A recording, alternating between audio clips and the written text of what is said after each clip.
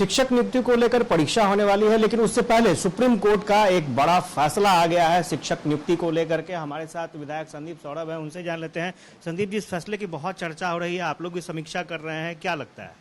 देखिए, ये तो फैसला जो आया सुप्रीम कोर्ट का सच में चौंकाने वाला है। और कई राज्यों में जो शिक्षक बहाली है, सिर्फ बिहार की बात नहीं है, बल्कि उत्तर प्रदेश में जो होने वाली थी बहाली, उस पर भी संकट आया है। बिहार में भी उसका असर पड़ेगा।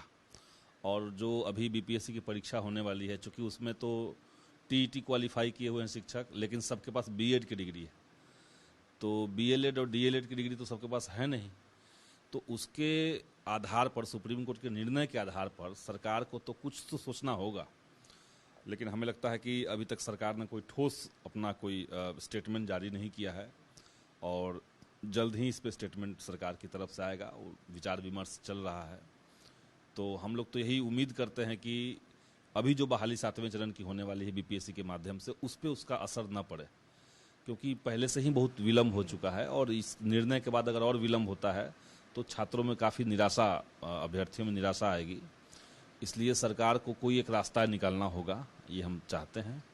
और इस पे जल्द ही मेरे ख्याल से सरकार की तरफ से कुछ फैसला होगा। इतिहास क्या कहता है? इतिहास जब इस तरह का फैसला आ जाता है या कोई एग्जाम होने वाला रहता है, तो इतिहास क्या रहा है, पैटर्न क्या रहा है? देखिए, अब चूंकि ये जो सुप्रीम कोर्ट का वर्डिक्ट आया है, इससे पहले इसी मिजाज का हाई कोर्ट का निर्णय था, और उसको केंद्र सरकार ने चैलेंज किया सुप्रीम कोर्ट में। अब सुप्रीम कोर्ट से चूंकि निर्णय वही रहा कि बीएड होना इनफ नहीं है प्राथमिक शिक्षक होने के लिए, तो उसके बाद तो इतिहास भी यही रहा कि इसके लिए कोई कॉन्स्टिट्यूशनल बेंच तो बनेगा नहीं सुप्रीम कोर्ट में, कोई संवैधानिक संकट तो हो नहीं रहा है।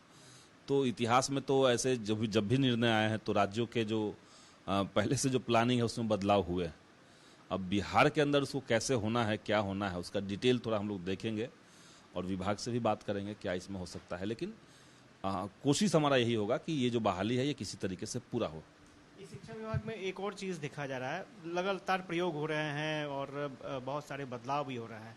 जो अपर मुख्य सचिव हैं विभाग के, उन्होंने एक फैसला लिया है कि जब से वो आए हैं तब से वो समीक्षा करवा रहे हैं सभी जगह। उन्होंने डीओ को कहा है कि क्या बदलाव आया है, कितने स्टूडेंट्स आ रहे हैं, शिक्षकों की क्या उपस्थिति है। तो आप लोगों ने क्या रीड किया है, क्या वाकई परिवर्तन हो रहा है, गुणवत्तापूर्ण परिवर्तन हो रहा है, किस तरह से देखते हैं? देखिए, क्वांटिटी का तो परिवर्तन है, मात्रा का परिवर्तन है। अब क्वालिटी का परिवर्तन है कि नहीं है वो अभी समझ में नहीं आएगा। और क्वालिटी का परिवर्तन आपके अंदर तभी आएगा जब आप कुछ माने पॉइंटेड चीज़ों को कर पाएंगे। जैसे उत्क्रमित विद्यालयों में शिक्षक नहीं है, तो वहाँ शिक्षक दिए बगैर तो नहीं संभव है। छात्र अगर स्कूल में नहीं आ रहे हैं तो क्यों नहीं आ रहे हैं, इसकी तह तक जाना ज़रूरी है। स्कूलों का इंफ्रास्ट्रक्चर अगर कमज़ोर है तो उसको दुरुस्त किए बगैर काम नहीं चल सकता है। जैसे मैं देखता हूं कि हमारे ही इलाके में पालीगंज में एक स्कूल है चंडोस में, 600 बच्चों का एडमिशन है, लेकिन 40 बच्चे आते हैं। अगर 600 बच्चे आ जाएंगे तो बैठने की जगह नहीं है।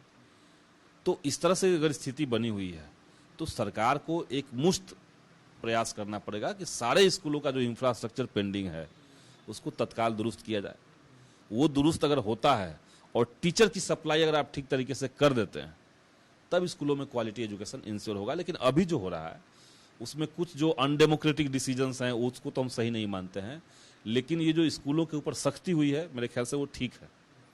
स्कूलों में बच्चे पहुंच रहे हैं, कोचिंग का टाइमिंग चेंज किया गया है, शिक्षकों को सही समय पर पहुंचने का आदेश जारी किया गया है, तो ये ठीक है, ये निर्णय तो अच्छा है। लेकिन हाँ, अब ये होगा कि कोई अगर महिला शिक्षक है और वो स्पेशल लीव पे है और आप उसका स्पेशल लीव कैंसिल करके आप उसके ऊपर कार्रवाई करने की बात कर रहे हैं, तो ये उनके डेमोक्रेटिक राइट का उल्लंघन है। तो ये नहीं होना चाहिए, ये हम लोग कहना है। संदीप सौरभ थे विधायक, और ये बता रहे थे कि शिक्षा व्यवस्था की क्या स्थिति है। और सबसे बड़ी बात, शिक्षक नियुक्ति पर सबकी निगाहें टिकी हुई हैं, और स्वाभाविक तौर पर सुप्रीम कोर्ट के फैसला आने के बाद खास तौर से कई सवाल भी उठ रहे हैं। देखना दिलचस्प होगा कि बिहार सरकार इन सवालों का जवाब कैसे ढूंढ पाती है। कैमरा पर्सन सुनील के साथ आशुतोष चंद्र, न्यूज़ पटना।